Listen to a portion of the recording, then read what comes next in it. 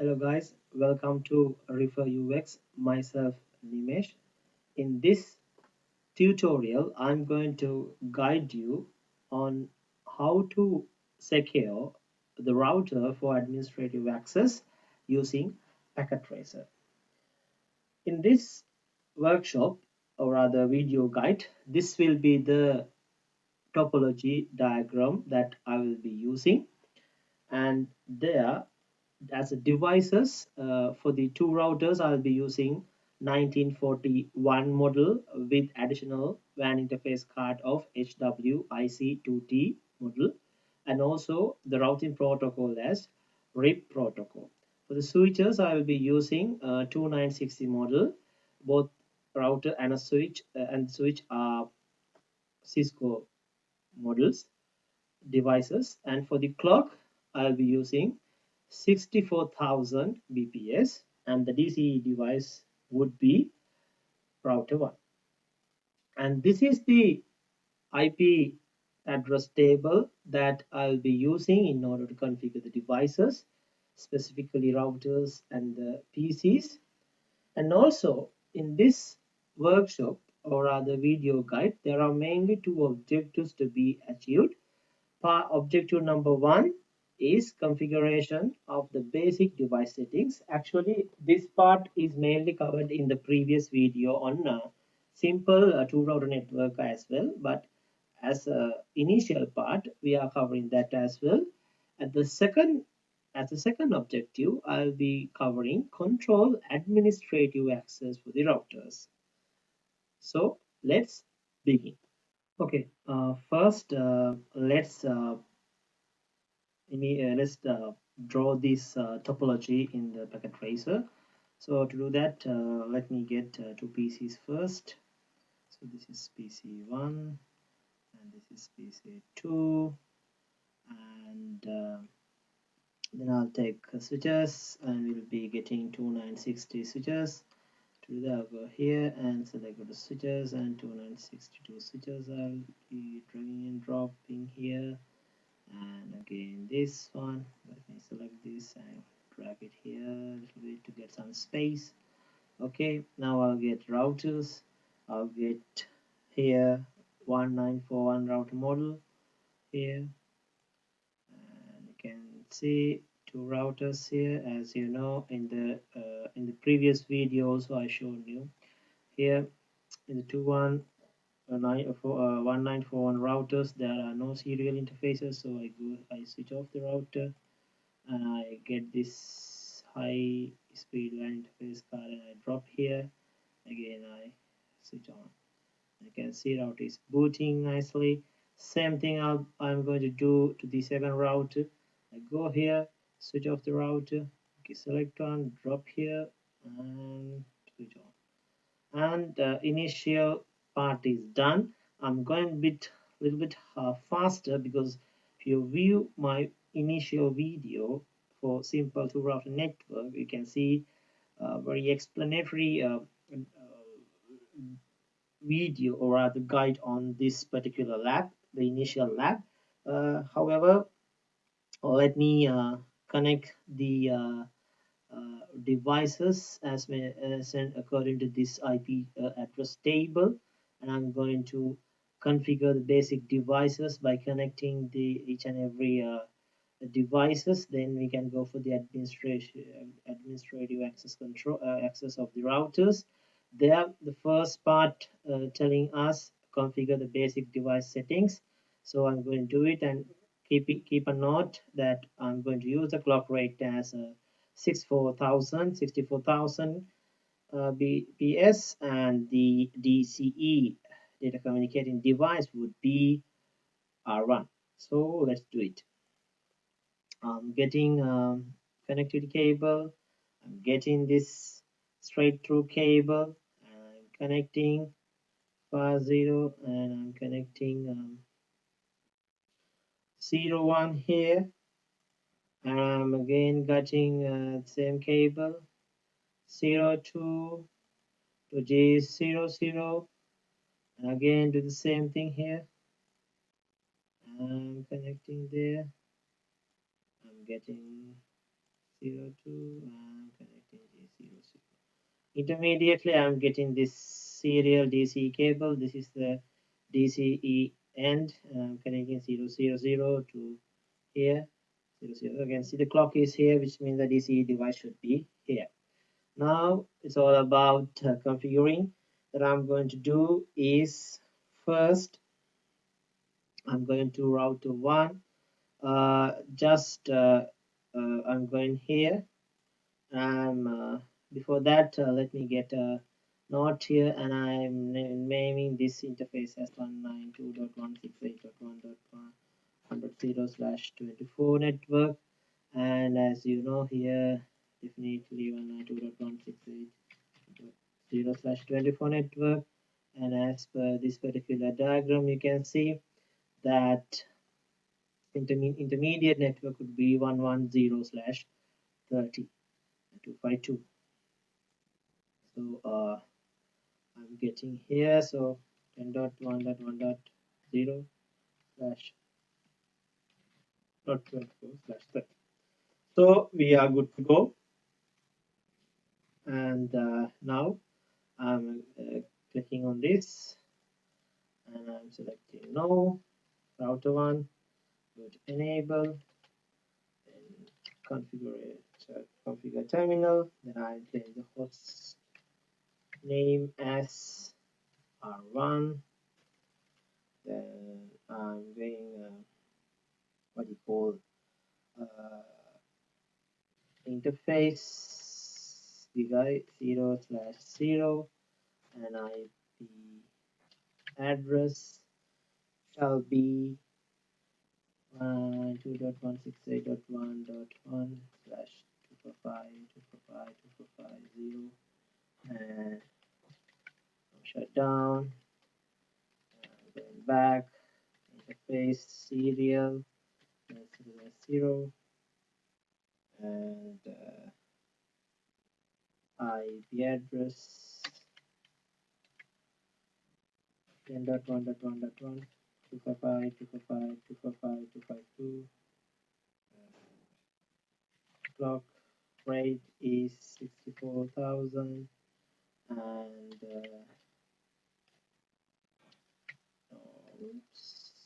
no shutdown. All right, and what I'm going to do is write.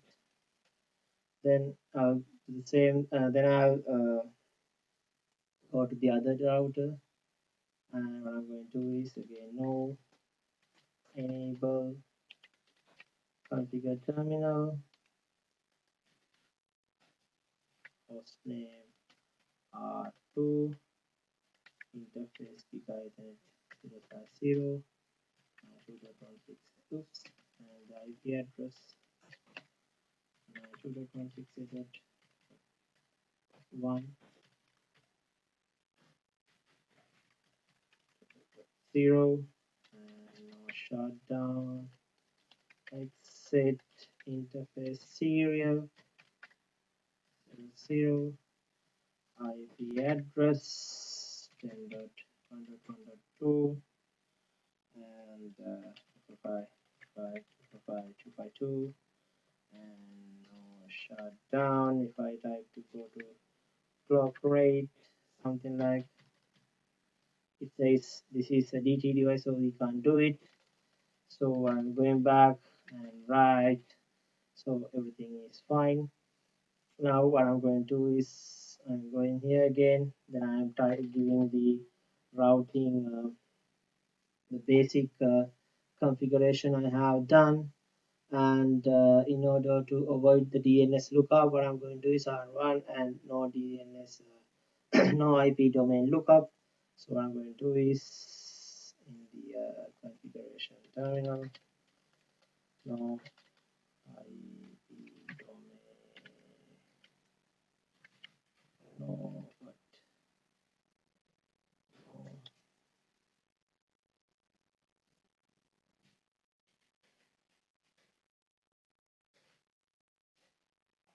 And we go back and configure And we can see that here it says that the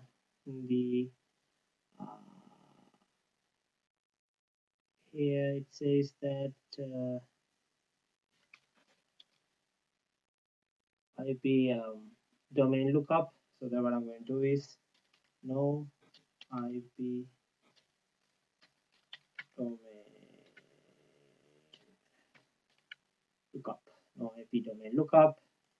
So what I'm going to do is I'm giving that command. It's done. Same thing I'm going to do here. Writing the command using WR command, and I'll do the same thing here so that nothing will be missed. This is very important because when you type something else, try to translate that. It's very issue.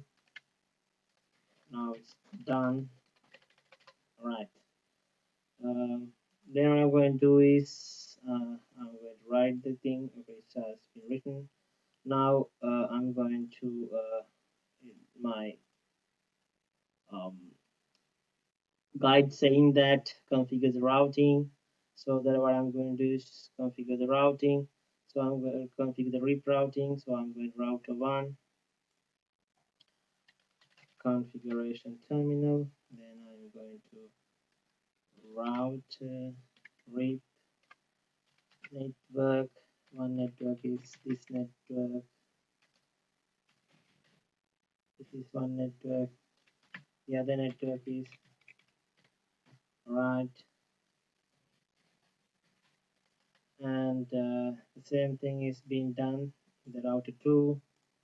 So I'm going to configure terminal. Oops. Configure terminal.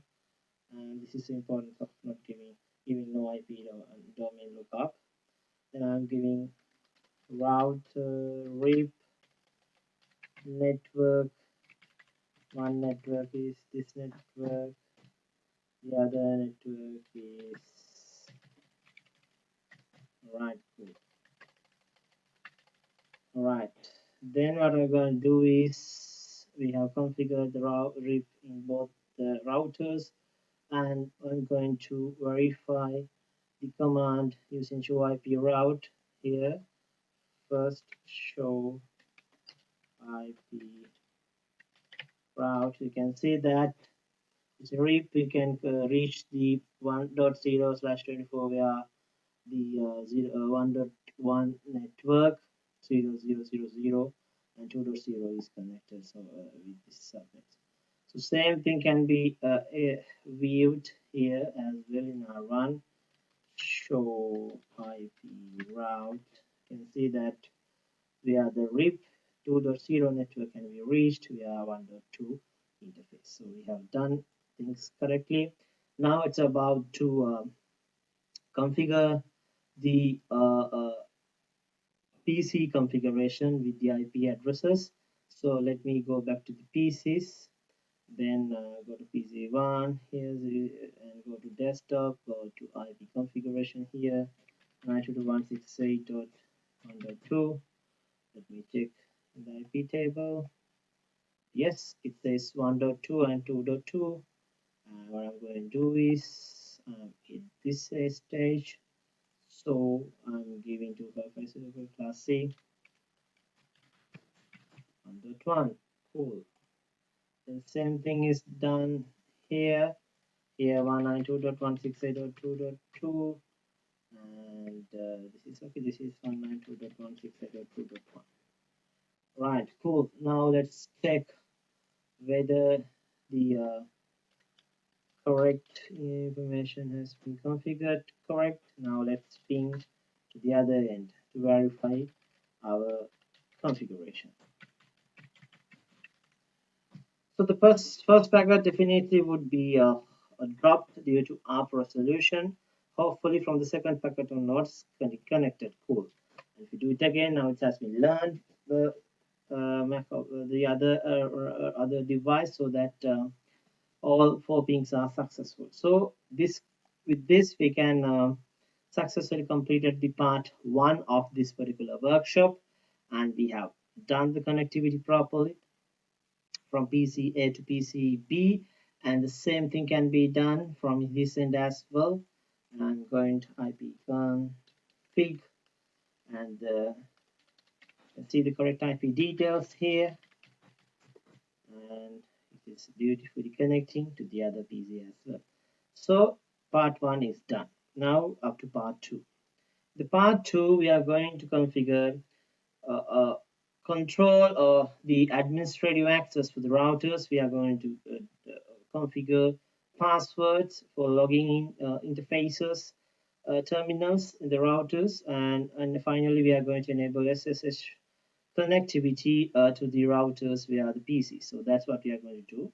And the first thing we are at the task 1 of the part 2, we are going to configure and encrypt the password of router 1 and router 2. To do that, we are going to first set the minimum password length of the router of the routers and 10. So do that, the command would be this. So let's go to router 1, go to config, so configuration terminal, and we are going to enable the security password. We go to security. Wait, I'm in the configuration mode. Security. Oops. It says that we need to. Security is a one word. That's the issue. You can see here there are two words from security, so security should come. Security. Then we have this password. Then the minimum length would be 10. So that's the command here given. Security passwords of minimum length 10. Done. And we have to enable the password. In your lab sheets, you may have mentioned type 9, which is the highest security possible, which is available in the latest after 50 ISO 15.5 or 4 after that. Let's say ISO after ISO version 15, but and you can test this using easily in GNS3, but packet first environment this is a bit difficult. So you cannot show type 9 because this there should be enable algorithm as what you call script, but it is not here. So that we are going to change this as just enable secret encrypted password. We can usually do it using enable secret particular password. So not that different. So we can enable two different either passwords or the encrypted version. Secret, and the my password is Cisco 1234. Minimum length of 10. Cisco 12345. So remember this password. Then what I'm going to do is they have a question: how does configure and enable a secret password helps to protect our router from being compromised by attack? Obviously, how it happens is the goal is actually to always prevent our unauthorized users from accessing the devices using telnet, SSH, or via the console. So if attackers are able to penetrate the first layer of defense, then using an enable secret password, we can easily prevent them from being able to alter the configurations of the devices. But unless the enable secret password is known, the user cannot log into the privilege exec mode, where they can display the running configurations and enter various configuration commands to make changes to the router. So this provides an additional layer of security. That is why, that is how the configuring enable secret password helps to protect router, because it's adding additional layer of security. So that is the answer you are expected to write here. Then we can go to the next one, is to configure the basic console for virtual access lines, so VTIL lines. So what I'm going to do is we are going to configure the console password, enable login for the routers. For additional security, the exact timeout could be we say 3 to 5 minutes, but in the production environment it has to be far more lower. Most of the case, depending on your case, higher the risk is also, the accept time also is higher, the risk is also higher. The login synchronous is there to avoid from messages interrupting the command entry. So this is what I'm saying. We can go to route 1 first. All right. So what I'm going to do is just to thing to note that same configuration has to be performed in the router 2 as well. However, I'm doing this for router 1 to just to but this process is same. And I'm going to line console. um, you can say line console 0 because we have one line console. Then we are going to say that our password Cisco, and let's say Cisco console, and it gives an error because password length must be 10 characters. And if you go a little bit lower, it says that Cisco con pass for the console password. So we are saying the same thing, PASS pass. So Cisco con pass is the console password. Now it's taking, and we are going to configure the exact timeout as 5 minutes. And we can say that we have to set this command very importantly because login has to be there, and login synchronous also is login synchronous is also, we are going to synchronous login. We are going to allow login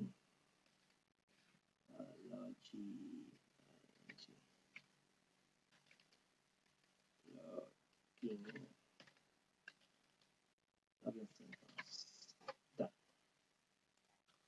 Then it has been asked another question: when you configure password for console line, what messages is displayed? So it says that of course we got this error message saying that minimum password length should be this, and this is the answer, and that's why we need to configure it as this new password we have already done. Then beautiful thing is we are going to telnet from R2 to R1.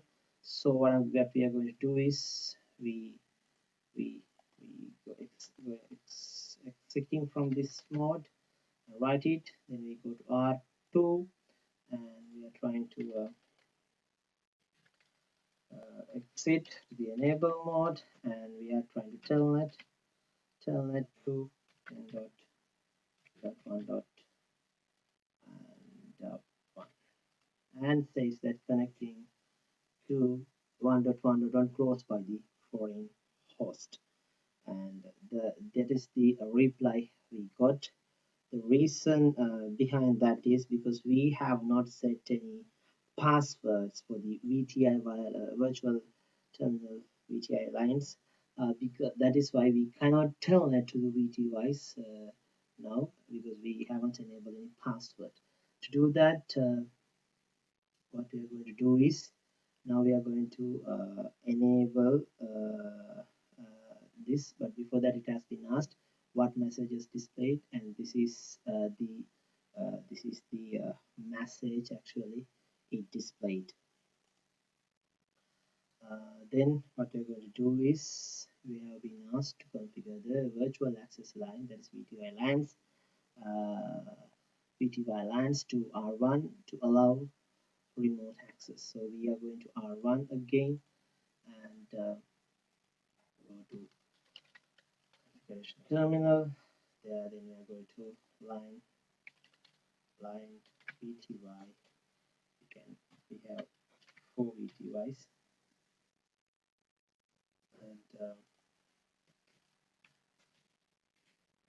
and then we're going to do the password as crypto VTY password Cisco, actually not crypto, it's Cisco VTY pass. Alright, we have given the password and the exact timeout, obviously again 50. Cool. And transport mode, then we have transport input method should be here telnet, and we have to type again for login in order to enable the login.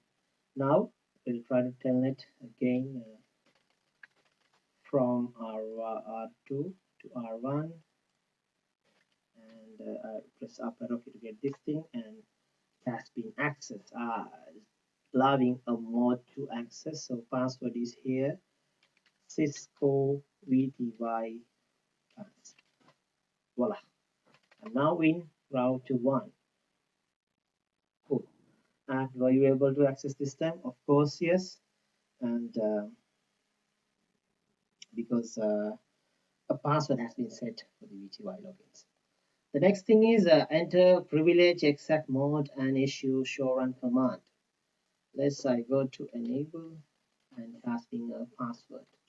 Again, password, because we have set a password. So the password here would be Cisco 1, 2, 3, 4, 5. Right, we are given a password. Now we are in the, you can see that prompt has been changed to privilege exact mode, and I can run the show run. You can see that, and we have enabled secret passwords, and you can see that there are it is 0 to 4 exact timeout, and the password is Cisco VTI. We can see the password because we use the command called password, and that is not encrypted. Here also Cisco, we can see the password, plain text, and here only we have used secret. That is why it has been enabled in an encrypted format. So it has been asked, can you read the enable secret password? No, because enable secret password is encrypted with MD5 hashing, and that is why it is 5 here. This is MD5 hashing. And can you read the console? And we didn't talk about Oxyl because we are not doing it here. Console and VTI passwords. Yes, because all are in clear text. The reason behind, because they are not encrypted. Repeat the configuration of step 3 to A in route R2 as well. Well, we are going to do the same things immediately in R2. First, we are doing this, and let me do it quickly. And I just exit here, and again, okay, now I'm getting R2, enable configuration terminal, then secret. I'm going the security password min length is 10. Then I'm going to enable the password, enable secret, 1, 2, 3, 4, 5. Then what I'm going to do is go to line console 0, and the password is Cisco pass, and I enable exact timeout. Exact timeout is 50, and log in and log in synchronous. Right. Then again, what I'm going to do is I'm going to enable the VTY lines, line VTY 0 to 4, and the password is Cisco VTY pass. Now exact timeout is 50, and login. And to do that, before that, transport input is telnet, and login. Okay, it has been configured now. Then what I'm going to do is We have completed up this point. Now encrypt the clear text password and clear text passwords. To do that, we are going to issue this command to router 1. We're doing it, and right, go to here.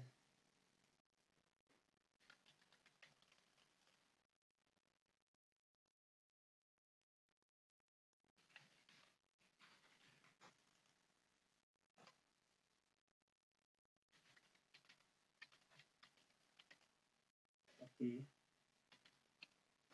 telnet right password is. You can see that from R1 I access to R2, and to do that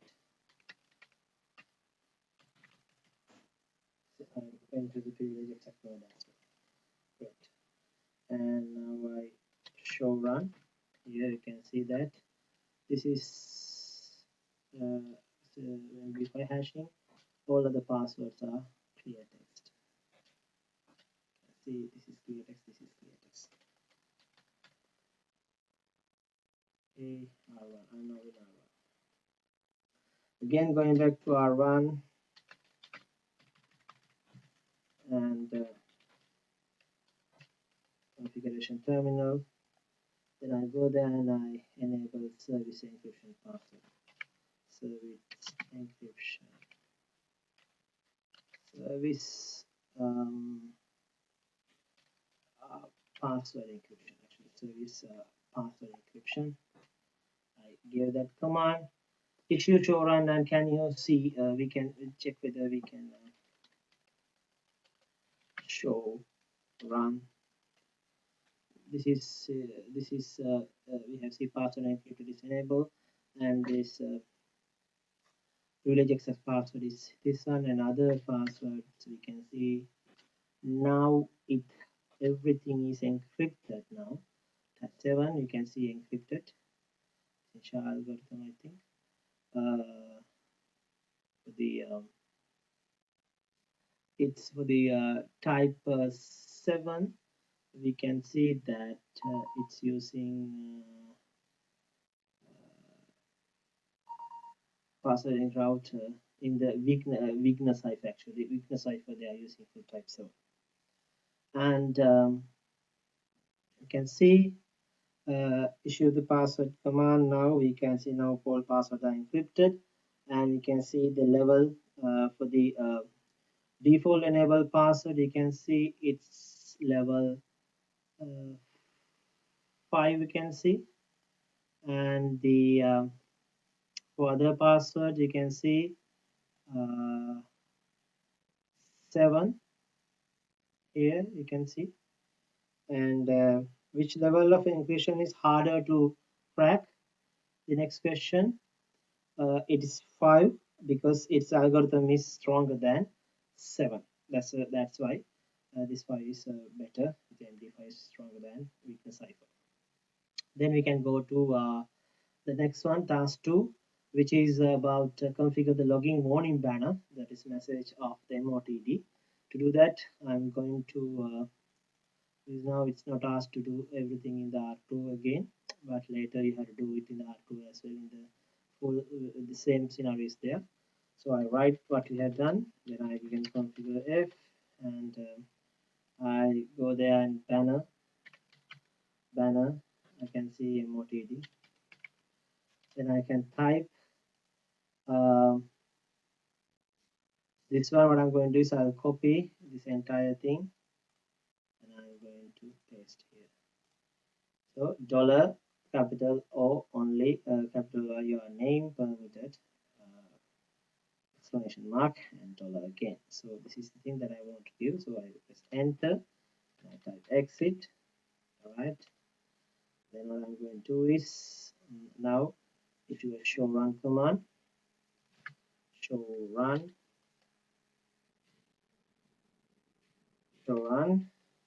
you can see here banner MOTD. You can see the dollar sign has become this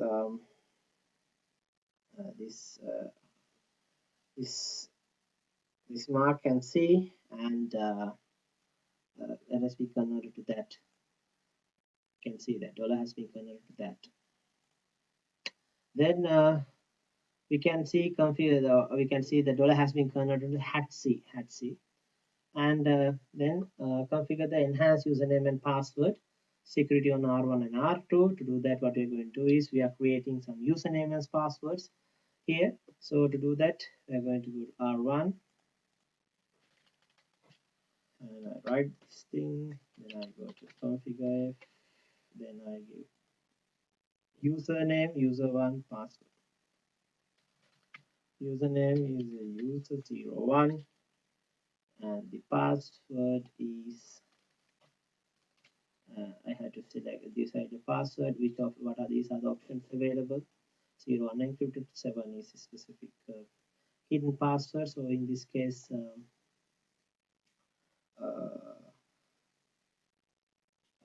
will be using password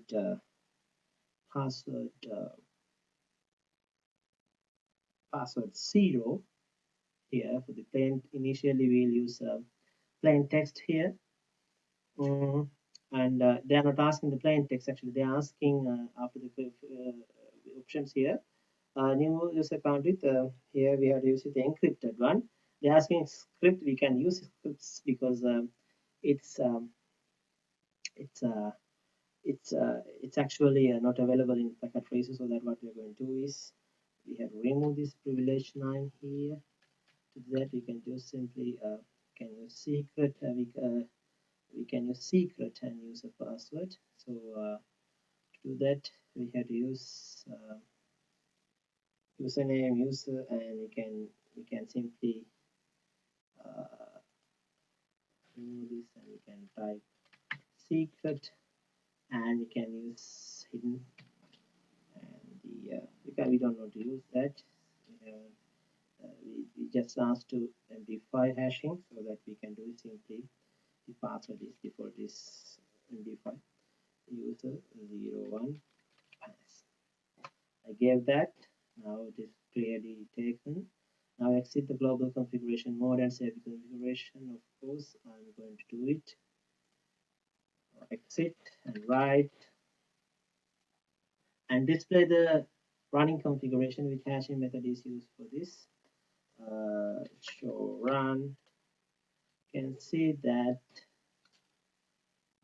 for the username, we can see secret 5, which is saying that secret 5 is the MD5 hashing, and because secret password is configured, so that which is configured in MD5 hashing. Right. So it gives the answer is MD5 hashing. Then we can test the new account by looking into the console. So I'll go to we can enable that first for local login, so that I'll go to R1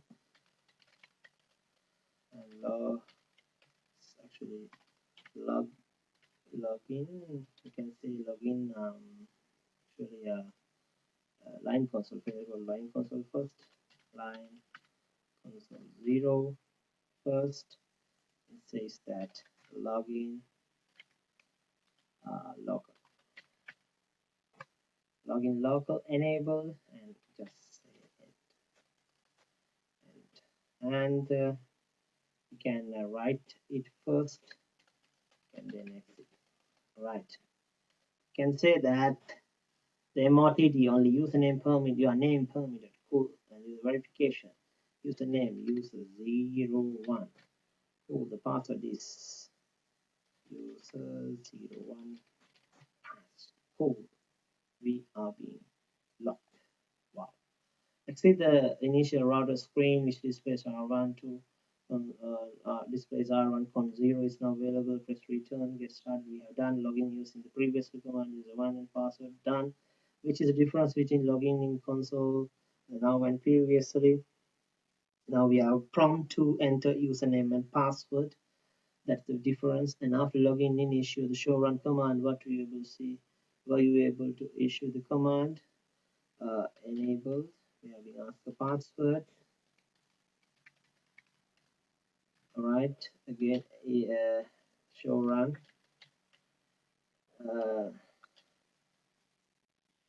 To go to privilege exact mode, we need to give a password. Then only we were able to go there, and we have enabled and we have run the show run. Then we have completed up this point, and then we can go to the test new account by logging from telnet session. All right, we'll go to launch putty, and that is ask actually in packet trace there's no putty, but we can go to the PC, and through the CMD we can log in as for the telnet session. So we go there and we log into this interface. So we can do it easily. We can go to the PC, go to the command. Then what I'm going to do is telnet 192.168.1.1, and the password is asking us. So the password is here, Cisco VTI pass, and we are now in the router 1. So we have done that, and this is not needed for the putty, for the packet tracer, but if you're doing in GNS3, this can be done easily. Were you prompt for the user account? Were you so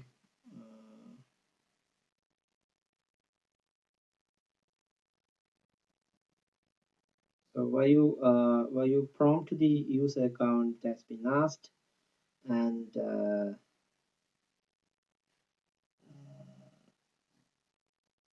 no, actually for we are being used to enter password because we have set the passwords, and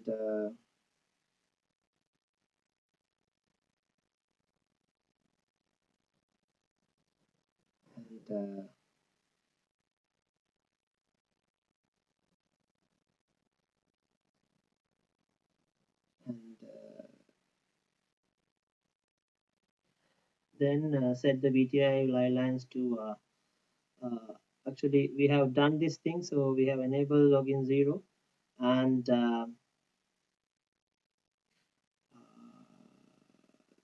but we haven't prompt for the user account. We have been just prompt to the enter to the privilege exact mode, sorry, user mode, just giving the this prompt. But here we have been asked to login as a user account. To do that, we have to enable login local for the VTYs. So to do that, we can go to exit here, and can go router 1, and we go on F, and line VTY, because we have only for the console 0 only we have enabled user account. Now we are enable user account for the VTYs telnet sessions as well, and 0 to 4, and then we enable login local, and that's it. We enable login local, and we'll go back to the PC, and see send command. Now we have been asked for the username. Now in this case, user 1, the password is wow. And now in the router with the username prompt. So we enable that too as well, and now connection to the host prompt with the user account now because we enabled the login local. And login as user 01, password this one. And during the telnet session R1, access the privilege exception, enable password. So enable, we have been asked again the password, and that is 64345, and we are now, oops, actually enable. All right, now we are in enable mode. This is a bad practice, just check. That's right, type my password publicly. All right, now what password? That is the default password we set there initially. It worked. And we have, with that note, we have come to the last session, that is SSH server on the router 1 and router 2. And to do that, what we are going to do is we have to need to configure a domain name first. And to do that, what I'm going to do is first I'll close this and go to router 1 and configuration terminal. Then I'm going to the IP domain name, domain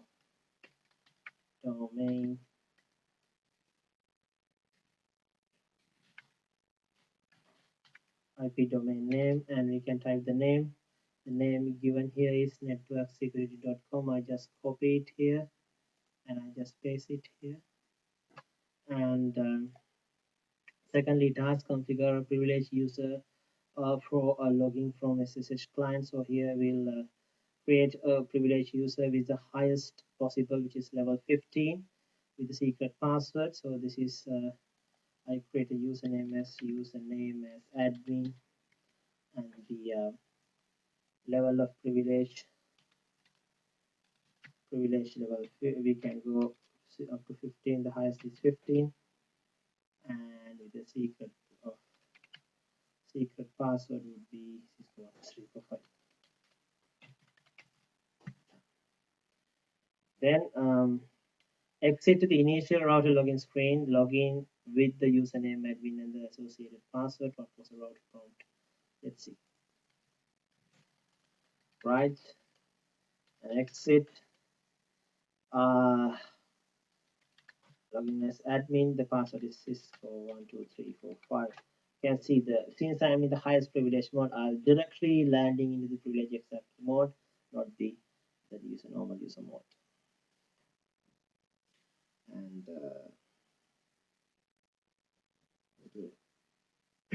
that is the difference here.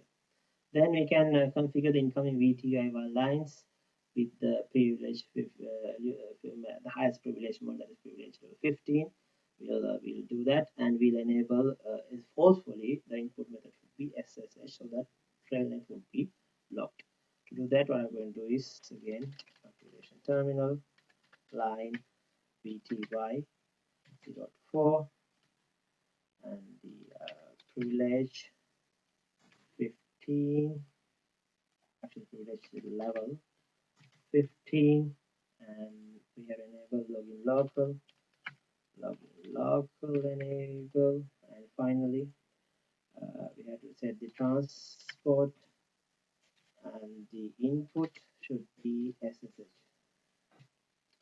and we are saying forcefully it's SSH, and we have done, and we can exit. Okay, write it. Now a login local command should have been configured in the previous step. Login local, okay, we have done. This includes provide all commands for the first time, which means that the keyword telnet to the transport input, users can log in telnet as well as SSH, but however if the SSH is there, the telnet is not working. To specifically enable telnet to logging in SSH secure shell, we need to have some cryptographic keys involved in the routers as well. To do that, we have to go to router. Again, that's R1, and we have to first erase the existing keys. To do that, what I'm going to do is I have to go to configuration mode, crypto, and the key. We have remove keys, C, Z, D, and the RS or the RSA keys should be right. No signature keys found. Cool. And there are no keys. Then we will create new keys. To create the new key pairs, we have to give the generate RSA keys with modulus 1044. Crypto key, and to generate, and the RSA, and here generate general keys, and the modules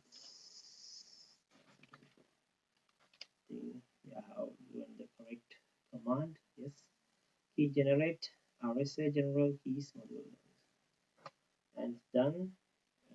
SSH 1.99 has been enabled. Wow, we are good to go. And this is the messages I got, and you can see that for the name for the keys will be r1.networksecurity.com, and this is the one we have given, and these are the information. And right now issue the IPSSH version 2 command to force the user version 2. To do that, we'll go to again IPSSH and the version 2. Then we can exit, and right, then we can go to the verify that. We'll issue the show IPSSH. Show IPSSH. You can see that SSH enable version 2.0, authentication timeout on 20 seconds, and authentication retries 3. These are the versions and timeout retries, and we can adjust the timeout and authentication retries here. So we'll adjust as per the conditions here. Here we can go to the terminal. Then we can adjust SSH timeout 2 seconds to 90. Again IPSSH, and to authentication retries to 2. Yes, done. We have done this thing as well. Now we have to configure this is client in the client machine, but in put packet trace we don't have a specific client. Since we are but we can use our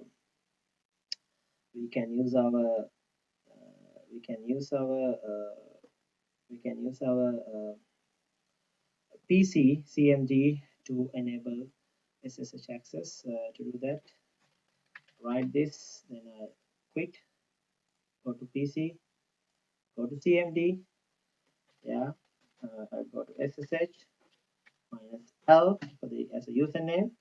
So the username is in this case admin. So it has asked to login as who? SSH, and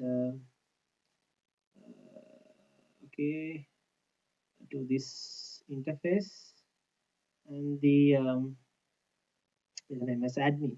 All right. So username as admin. I want to log into this interface, and this is voila, it's working, and the password is Cisco 12345. Yes, it's working. Your name is permitted. Wow.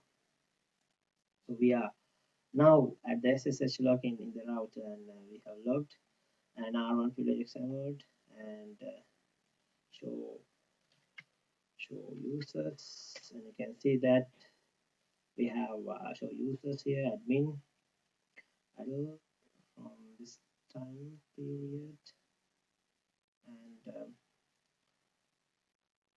users are connected.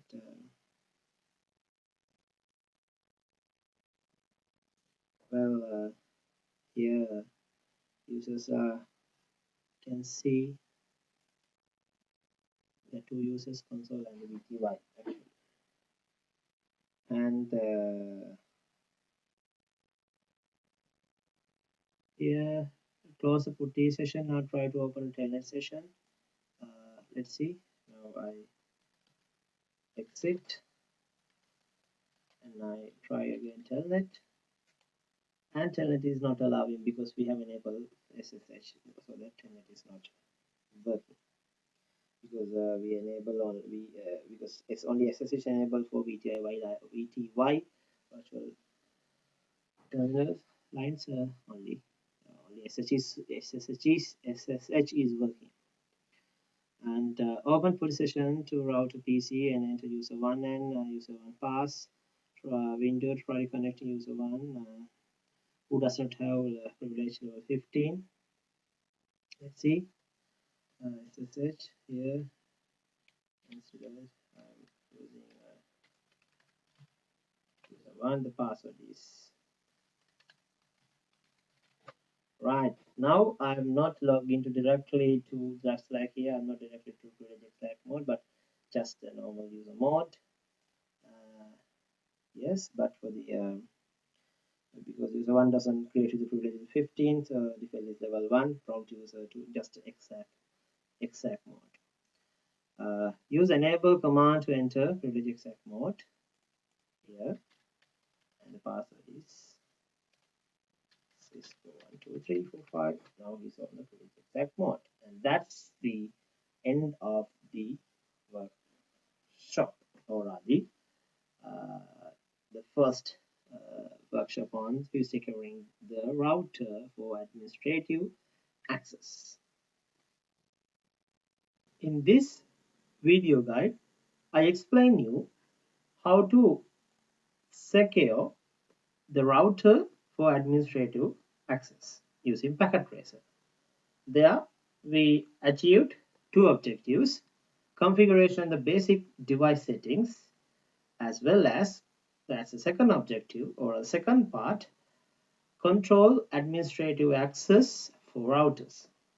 I hope you have learned something out of this video. We really appreciate your likes, comments and shares on this video. And to know about the next video quickly, please subscribe to the channel. Till we meet again, have a great time.